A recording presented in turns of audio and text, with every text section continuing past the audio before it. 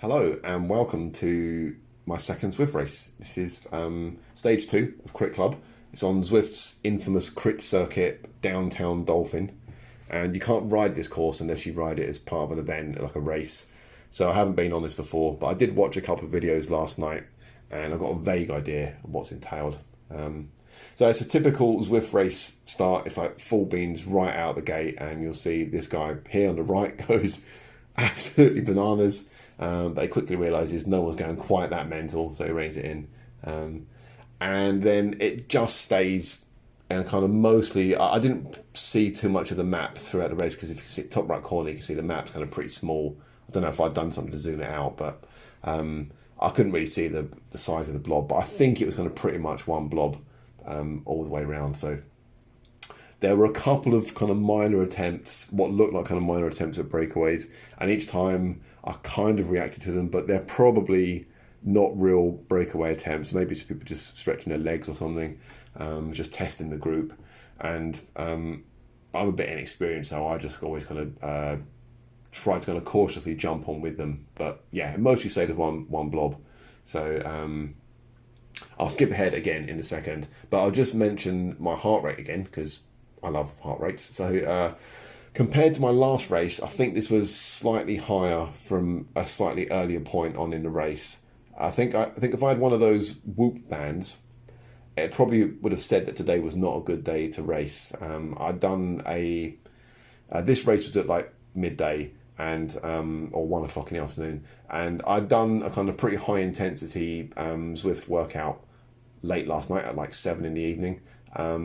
So I probably didn't leave enough time to recover from that. And I also did some squats last night. I absolutely hate doing squats, but I figure I need to improve my my sprint power. So I thought, yeah, I'll start doing some squats again. And they always leave me kind of aching a bit. But despite that, I wasn't feeling too bad. So I was a little bit annoyed that the heart rate was kind of as high as it was. And it's not too bad here, but it gets up into zone 4 and zone 5. By like this third lap, I'm getting into zone 5 for bits. So yeah, it is what it is, you know. So I'll skip ahead. So I thought this was quite funny. So we get to this climb, and a guy uses an invisibility power up. So he goes invisible. It's this guy in the red. He's gone invisible, but then you'll see the fire trail where just you can see it to the left of me there, and there's no rider in front of it. So that's a mistake by the Zwift devs. They've not hidden the trail when you're invisible. So it's like something out of The Invisible Man. It's kind of quite funny, but a big oversight on their part. So it just kind of makes the point of being invisible almost completely pointless. And whilst talking about power ups, I've just mentioned that I'm terrible with them, and I need to get a better setup. So at the moment, I have to keep my phone in my jersey pocket, and every time I want to use a power up, I have to fish the phone out of my jersey, switch the screen on, make sure Zwift Companion is like the app that's on the front of the screen, and then activate the power up. And that's all just a faff to do when you're in the middle of a kind of an effort.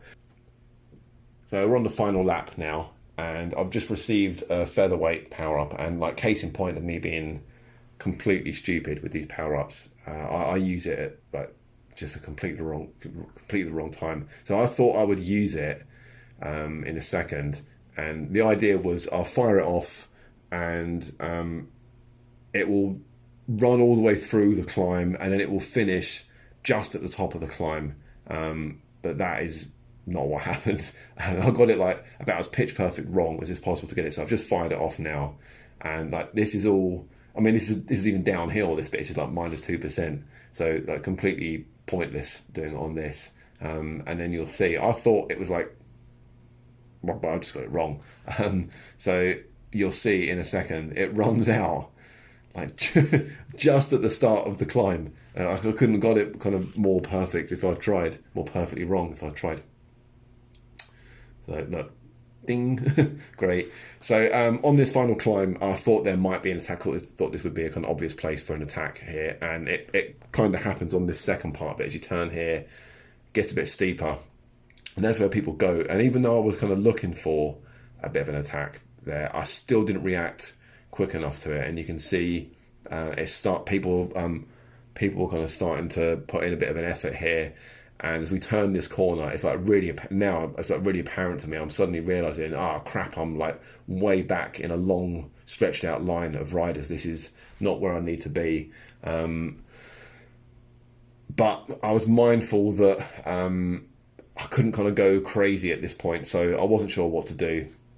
So I just kind of keep it steady, really. And then if I should have gone harder over this bit, really, as basically as soon as we get level with this start-finish banner here, now I should have gone, because I just don't have a powerful enough sprint to make up the distance in the time that I have from when I do go. So at the end of this hairpin here, now I go, it's just not enough time for me to make up the positions. So yeah, lesson learned. I should have gone harder sooner. But so 7th place this time, and 6th place on Zwift Power. I'm pretty happy with that. I was, like the first race, I was just happy to get in the top half, and even better to make it in the top 10. And so I did that, so I'm pretty happy with that. I definitely need to get smarter at racing. Looking at the Zwift Power results, it looked like I was kind of quite higher up in the watts per kilo average for the race. But I think almost everyone above me was doing kind of quite a bit less watts per kilo. So they're obviously racing a lot smarter than I am. So I need to do that. I need to get better at predicting when breaks are going to happen and get better at recovering. Okay, yeah, so that's pretty much it for this one.